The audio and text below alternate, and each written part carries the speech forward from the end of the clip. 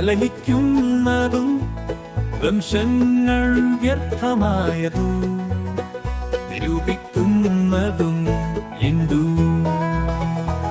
യഹോവയ്ക്കും അവന്റെ അഭിഷിക്തം വിരോധമായി ഭൂമിയിലെ രാജാക്കന്മാർ എഴുന്നേൽക്കുകയും അധിപതികൾ തമ്മിൽ ആലോചിക്കുകയും ചെയ്യുന്നതും.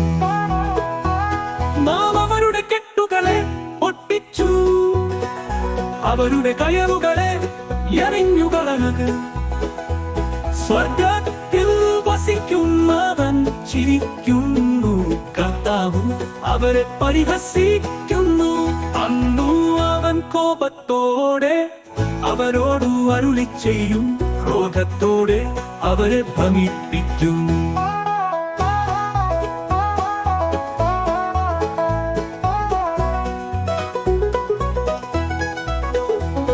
എന്റെ വിശുദ്ധ പർവ്വതമായ സിയോനിൽ ഞാൻ എന്റെ രാജാവിനെ പാടിച്ചിരിക്കുന്നു.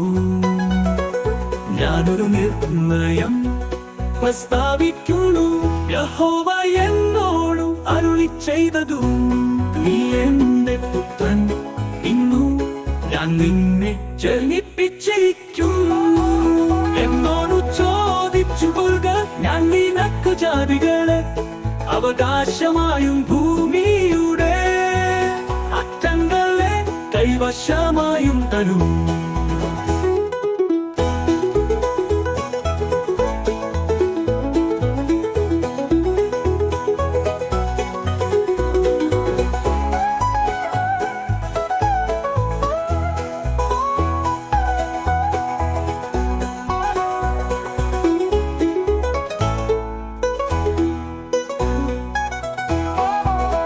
ഇരുമ്പുകോൽ കൊണ്ടു നീ അവരെ തകർക്കും, കുശവന്റെ പാത്രം പോലെ അവരെ ഉരയ്ക്കും. ആകയാൽ രാജാക്കന്മാരെ ബുദ്ധിപ്പഠിപ്പിൻ, ഭൂമിയിലെ ന്യായാധിപന്മാരെ ഉപദേശം കൈക്കൊള്ളിൻ. ഭയത്തോടെ യഹോവയെ സേവിപ്പിൻ, വിറയലോടെ ഘോഷിച്ചുല്ലസിപ്പിൻ.